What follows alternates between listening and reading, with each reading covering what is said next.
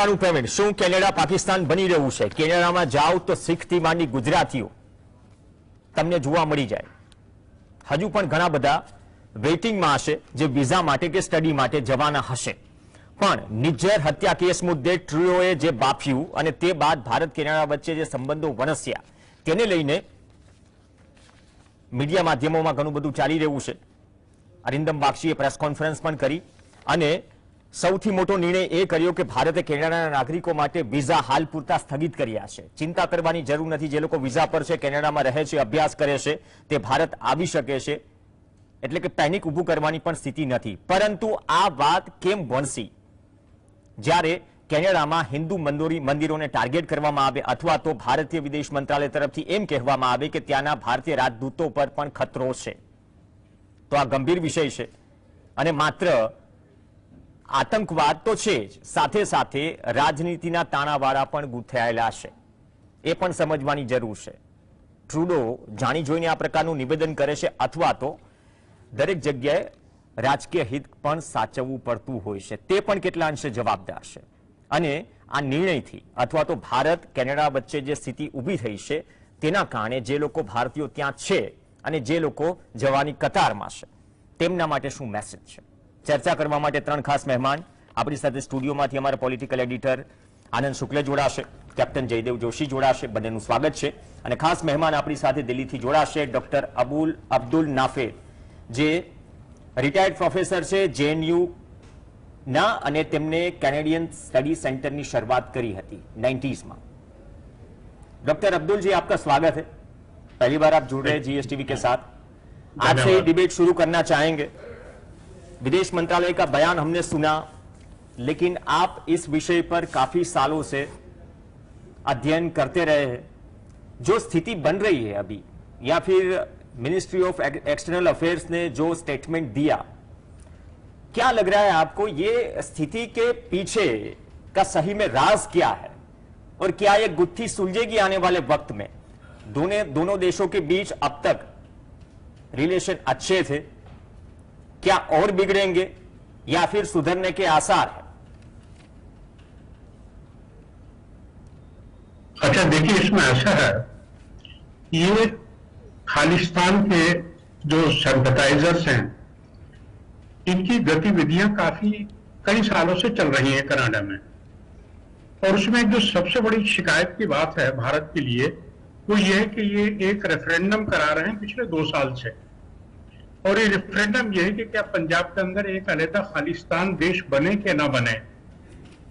उससे भारत को चिंता है कि इस तरह की गतिविधियों से हमारे पंजाब में फिर जो आतंकवाद है और उस तरह की हरकतें उनको बढ़ावा मिलता है. और ये चीजें भारतीय सुरक्षा के लिए डायरेक्ट प्रत्यक्ष रूप से एक तरह का खतरा साबित होती हैं.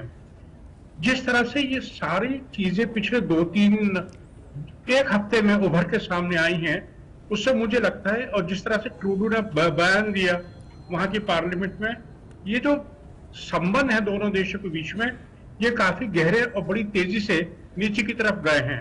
मुझे नहीं लगता बहुत जल्दी सुधरेंगे.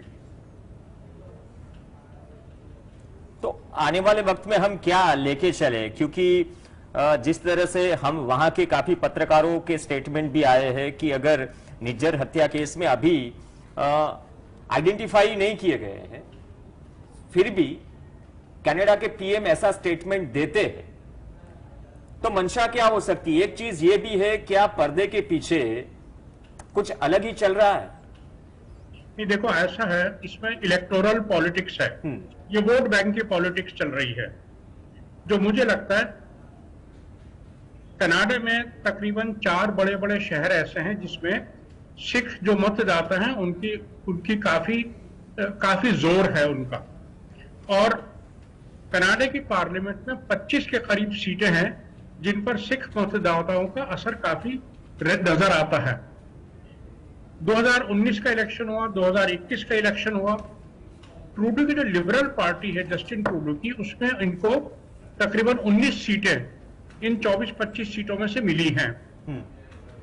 और ये सरकार बनाए रखने के लिए इन 19 जो मेंबर ऑफ पार्लियामेंट है उनका समर्थन ट्रूडो के लिए बहुत जरूरी है. तो सिख जो 19 जो एमपीज हैं उनका प्रभाव, उनका जो वजन है वो उनकी संख्या से ज्यादा है। और इसी कारण ये कि कैबिनेट के अंदर 4 मंत्री वो भी सिख हैं, क्योंकि इनका समर्थन सरकार को बनाए रखने के लिए बहुत जरूरी है। मैं यहां एक बात बतलाना चाहूंगा कि ट्रूडो की सरकार को बहुमत हासिल नहीं है। कनाडा में एक चीज होती है जिसे हम कहते हैं अल्पसंख्यक सरकार, यानी कोई पार्टी उसको बहुमत नहीं है लेकिन सबसे बड़ी पार्टी है, वो सरकार बना लेती है और दूसरी पार्टियों की मदद से फिर वो सरकार के कानून उस तरह की चीजें पास होती रहती हैं। तो ट्रूडो की जो सरकार है उसे 2019-2021 के अंदर पार्लियामेंट में बहुमत हासिल नहीं है, ये माइनॉरिटी सरकार है। इसलिए फिर वो जगमीत सिंह की एक और पार्टी है, न्यू डेमोक्रेटिक पार्टी, उसका सहारा लेना पड़ता है। वो भी खासा दबाव डालते हैं खालिस्तानी इशू के ऊपर को लेकर के ट्रूडो को, कि उनकी सिंपैथीज भी उनके साथ हैं। तो ये इस तरह के जो इलेक्टोरल पॉलिटिक्स है उसको लेकर के मुझे लगता है कि ये लिबरल पार्टी की जो सरकार है उनको वो थोड़ा सहानुभूति तो नहीं कहेंगे, लेकिन उनको लगता है कि इलेक्टोरल पॉलिटिक्स के लिए ये जो सिख एलिमेंट्स है इनको अंकुश लगाना थोड़ा मुश्किल लगता है उनको। सही बात बोली, क्योंकि ट्रूडो के लिए जो 19 संसदीय बैठक है उसको तो मतलब कैरी ऑन करना ही है, साथ ही न्यू डेवलपमेंट पार्टी है उसका भी समर्थन जरूरी है। ये इलेक्टोरल पॉलिटिक्स की बात हुई कनाडा में, वोट बैंक की पॉलिटिक्स है।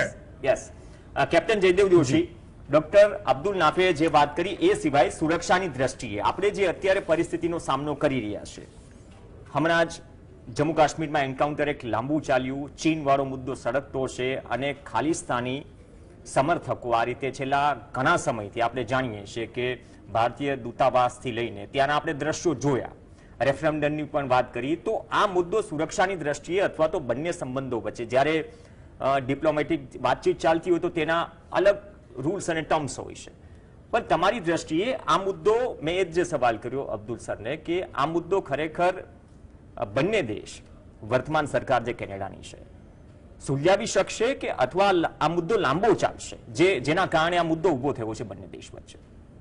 प्रवीण जी, जैसे आपने कहा और डॉक्टर अब्दुल साहब ने भी बोला कि बहुत ही जल्द इसका अंत या सॉल्यूशन आता हुआ नजर नहीं आता है। कई जगह पे समाचार पत्रों में, टीवी चैनल्स में हम ये देखते हैं कि बड़े ही लोग क्विकली ब्रश ऑफ करके, हाँ ये भारत की डिप्लोमेटिक जीत है, कनाडा को हमने मुंह तोड़ जवाब दे दिया, ईंट का पत्थर से जवाब दे दिया, ये है, बट यस ये बहुत लंबा चलेगा। So I like to echo the sentiments and the opinion of doctor Abdul. आपे पूछ्યું તેના પર આવીએ પ્રવીણજી, તો ડિપ્લોમેટિકલી અને ડિફેન્સની રીતે પણ જો જોઈએ તો આ બનાવના કારણે નહીં, આની પહેલાના કેટલાય બનાવના કારણે કેનેડાના હાથ રક્તથી રંજિત છે તેવું ચોક્કસપણે કહી શકાય। પહેલી ભારતની આઝાદી પછીની પહેલી જે પાકિસ્તાન સાથે લડાઈ થાય અને એની આસપાસ જમ્મુ કાશ્મીરમાં જનમત સંગ્રહની વાત આવે ત્યારે પણ કેનેડા મદદ કરે અને એ વાત કરે કે જનમત સંગ્રહ થવો જોઈએ, જમ્મુ કાશ્મીર શું થાય।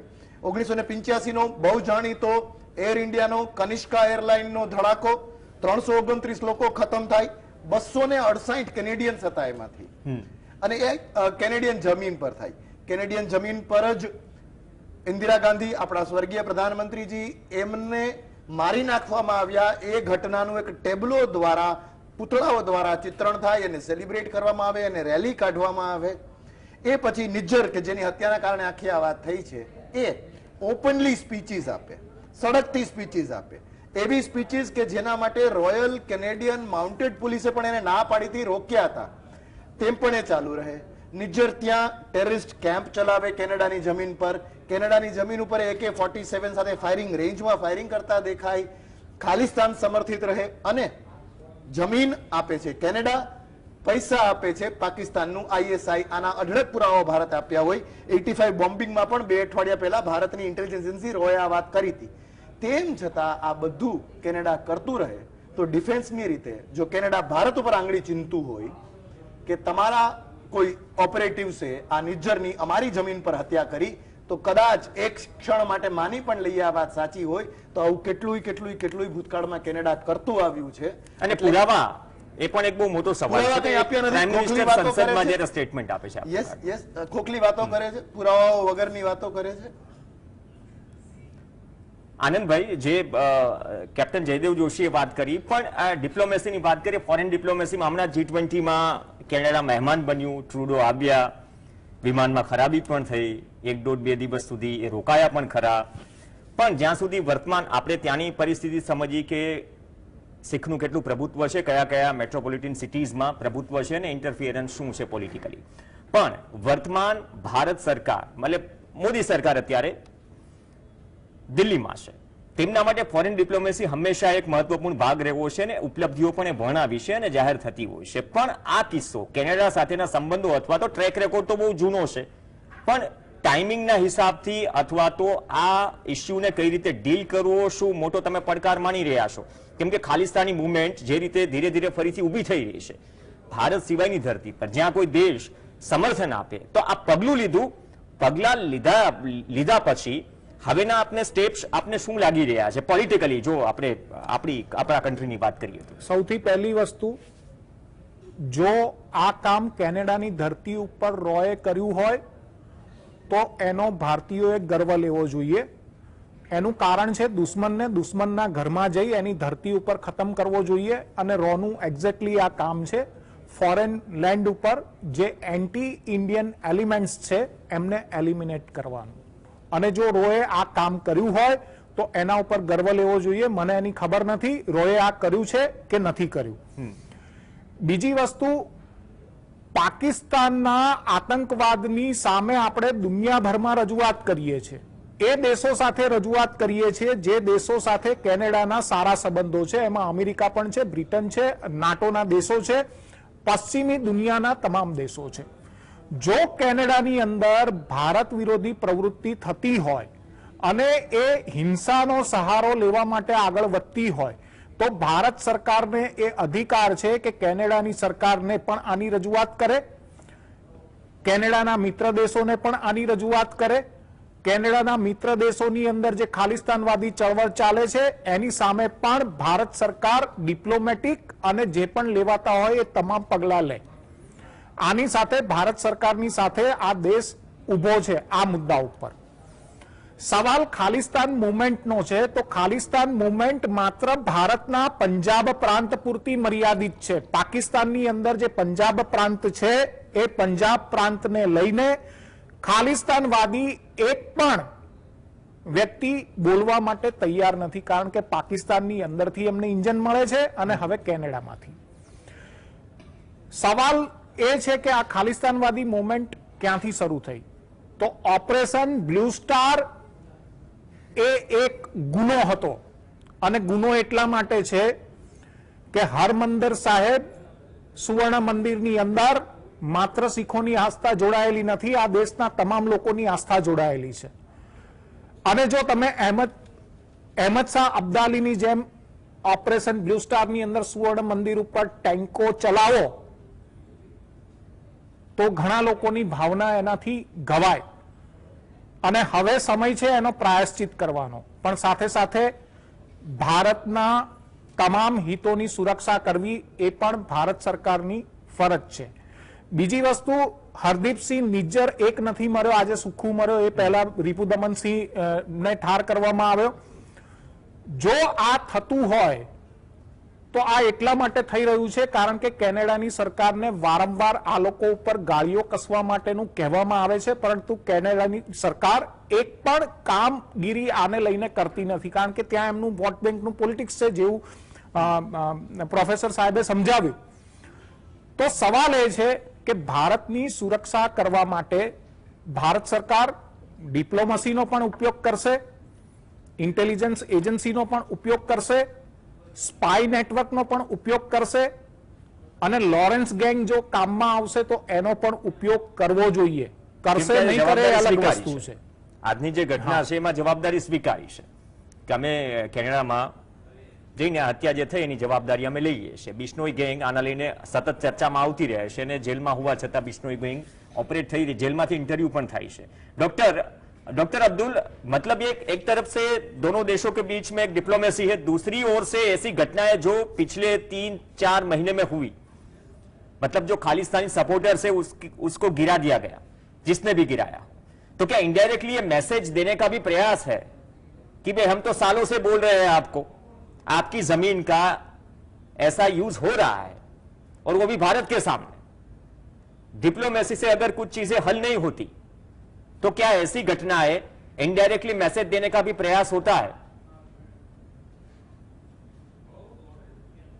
नहीं, ऐसी बात नहीं है। ये एक समस्या है और इसका हल डिप्लोमेसी से ही निकलेगा। देखिए, तकरीबन 7 लाख की आबादी है सिखों की कनाडा के अंदर और इमिग्रेशन बहुत बढ़ रहा है। 2021 के अंदर तकरीबन 1.25 लाख इंडियंस भारत के लोग जो है परमानेंट रेजिडेंस के लिए कनाडा गए थे, उसमें अधिकतर सिख हैं। ऐसे ही 2022 के अंदर तकरीबन 1.25 लाख लोग गए। 2023, 24, 25 के पास मेरे जो आंकड़े हैं, उसमें ऐसा अनुमान लगता है कि हर साल तकरीबन 1.25 लाख 1.5 लाख भारत से लोग कनाडा जाएंगे और उसमें अधिकतर लोग पंजाब के हैं। कई बार ऐसे भी सुनने में आता है कि पंजाब से इतने लोग इसलिए जा रहे हैं कि एक तो पंजाब में खेती का जो भविष्य है, कई लोगों को लगता है कि उसमें भविष्य में आपको जान बची नहीं है, ये एक माइग्रेशन का कारण है।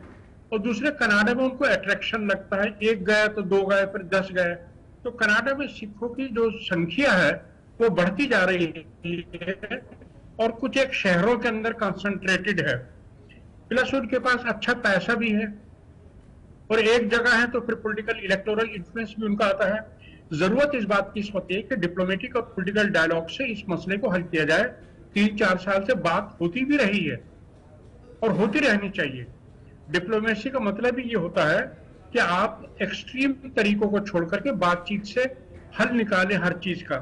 मैं इस बात पर इसलिए जोर दे रहा हूं कि कनाडा और इंडिया के संबंध बहुत जरूरी और अहम है। एक तो कनाडा ऐसे देश में काफी इंडियन हर साल जाते हैं और दूसरे, कनाडा ने अभी जो एक इंडो पैसिफिक में उनकी अपनी स्ट्रेटेजी है, उसमें भी भारत और कनाडा के बीच सहयोग रहेगा। व्यापार का एक समझौता होना था जिसके ऊपर बातचीत थी, वो भी रुक गई है। ट्रेड भी बढ़ती जा रही है। दोनों देशों के बीच में आर्थिक, सामाजिक, सांस्कृतिक और लोगों का जो आदान प्रदान है वो काफी अहम है। भला हम एकदम कनाडा को छोड़ सकते हैं, कहीं ना कहीं बातचीत होनी चाहिए।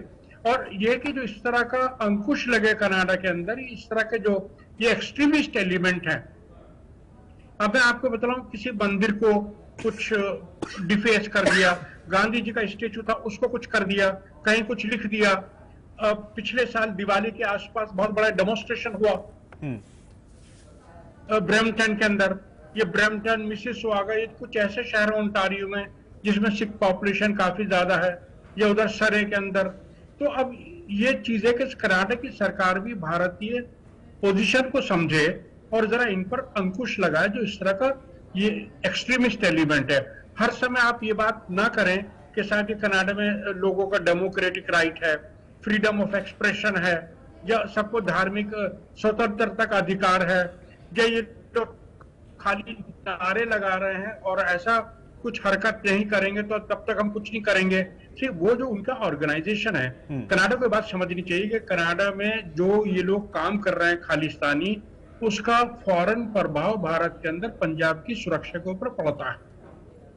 ओके, कैप्टन जयदेव ये जोशी, चीज उनको नहीं आ रही समझ के अंदर और ये चीज उनको बार बार समझाने की जरूरत है। और ऐसी बात नहीं, जैसे 2021 में मुझे लगता है कनाडा की जो एक एनुअल रिपोर्ट आई थी आतंकवाद को लेकर के, उसमें एक शब्द का इस्तेमाल किया था उन्होंने, और वो शब्द था सिख अर्थात खालिस्तानी एक्सट्रीमिस्ट एलिमेंट।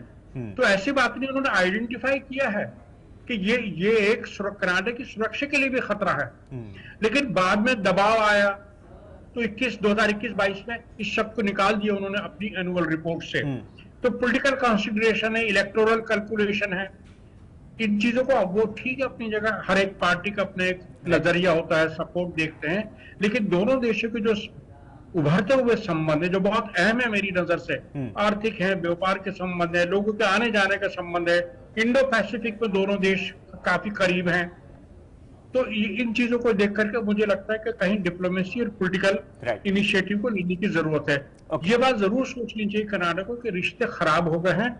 अब ये देखें कितने खराब इतने ना हो जाए कि उनको संभालना मुश्किल हो जाए, तो उसको रोक कर रखें। ઓકે, કેપ્ટન જયદેવ જોશી, જે પંજાબની વાત કરી, જે કંઈ પણ કેનેડામાં થઈ રહ્યું છે ખાલિસ્તાની મૂવમેન્ટને અંતર્ગત, તેની અસર પંજાબ પર પણ અથવા તો ત્યાંની સુરક્ષા, ત્યાંની ચહેલ પહેલ અથવા તો હિલચાલ ઉપર પણ નજર રાખવાની વાત વિદેશ મંત્રાલયે કરી છે કે આ પરિસ્થિતિ ભલે વિદેશની ધરતી પર થાય, પણ તેના કારણે જે અહીંયા પરિસ્થિતિ ઊભી થવાની છે અથવા તો એવા એલિમેન્ટ જે છે તેને પણ ટેક્ટિકલી હેન્ડલ કરવાનો એક બહુ મોટો પડકાર અથવા તો એ પણ ડીલ કરવું પડશે. Yes, definitely. ખાલી ભારત અને ભારતના પંજાબમાં જ ખાલિસ્તાન મૂવમેન્ટને ઓવર્ટલી કે પછી અંડર ધ કાર્પેટ અંદર ખાને મદદ કરનાર લોકોને પણ ઓળખવા પડશે. જે આ ફાઇનાન્સનું જે નેટવર્ક ચાલે છે એ માત્ર કેનેડા નહીં, બીજા કેટલાય રસ્તાથી ચાલે છે. डॉक्टर साहब हमारे साथ जुड़े हुए, वो हिल नो से अबाउट द डेमोग्राफी कि कनाडा के मैक्सिमम लोग जो हैं वो यूके, इंग्लैंड से जाके वहां बसे, तो नाम भी उनके वहां के हैं. जो सरे के लोग गए तो उन्होंने वहां पे नाम रख लिया सरे. ऐसे बड़े सारे नाम हैं ऐसे. तो यूके ત્યાં પણ ખૂબ સિક્ખો છે. કેનેડા, અમેરિકા સાથે પણ એમની પોરસ અને ખૂબ મૂવ થઈ શકે તેવી બોર્ડર, અને એમાં પાકિસ્તાનનું ટેરર ફંડિંગ. તો ભારતની જમીનથી દૂર કોઈ પણ દેશમાં નેટવર્ક ચાલતું હોય તો તેના પર પણ ભારતે નજર રાખવી પડશે. આપણે હિંસાનું સમર્થન નથી કરતા, પણ આ પ્રકારના કિલિંગ્સ જે થતા હોય છે એ ટ્રુડો ભલે એમ માને કે ભારતને વિશ્વમાં ઝાટકણી થશે, ભારતની નાલેશી થશે, એવું એટલા માટે નહીં થાય કે ભારતનો ઇતિહાસ સારો રહ્યો છે, આપણી વિરુદ્ધ એમની પાસે કોઈ પુરાવા નથી, અને અઢળક દેશો ઇઝરાયલ, યુકે, રશિયા, અમેરિકા એ લોકો પોતાના બોર્ડરની બહાર જઈને કેટલાય લોકોને ખતમ કરે છે.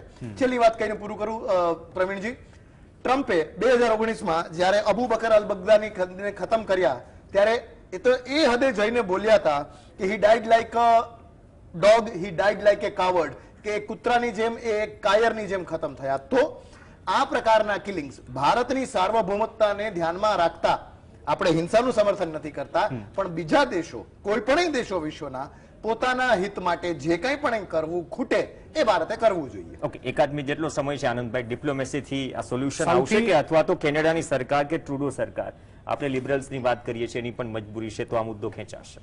સૌથી મોટી વસ્તુ એ છે કે રિલીજીયસ લાઇન ઉપર ઇન્સ્ટિગેટ કરવાની કેનેડામાં કોશિશ થઈ, હિન્દુ મંદિરોને ટાર્ગેટ કર્યા, એટલે એમને એવું હતું કે હિન્દુ મંદિરો છે, હિન્દુઓ છે એ ગુરુદ્વારાને ટાર્ગેટ કરશે. હિન્દુઓ કોઈ દિવસ ગુરુદ્વારાને ટાર્ગેટ કરે નહીં, કારણ કે એનું લંગર ખાનારા સૌથી વધારે હિન્દુઓ પણ છે ત્યાં, ગુરુ ગ્રંથ સાહેબને નમી અને લંગર ખાનારા. સવાલ રહ્યો કે શીખો ને જે પ્રકારે ઇન્સ્ટિગેટ કરવાનો પ્રયત્ન થઈ રહ્યો છે, તો શીખ અને હિન્દુ એ લોહી અને પાણીનો સંબંધ છે. ડાંગે માર્યા પાણી કોઈ દિવસ છૂટા ન પડે, અને એવી રીતે એ પણ છૂટા નહીં પડે. આ દેશની આર્મીની અંદર ખૂબ મોટા પ્રમાણમાં શીખો છે, શીખોએ ખૂબ મોટા બલિદાન આપ્યા છે, અને શીખોની દેશભક્તિ અને ભારત ભક્તિ ઉપર કોઈને શંકા નથી.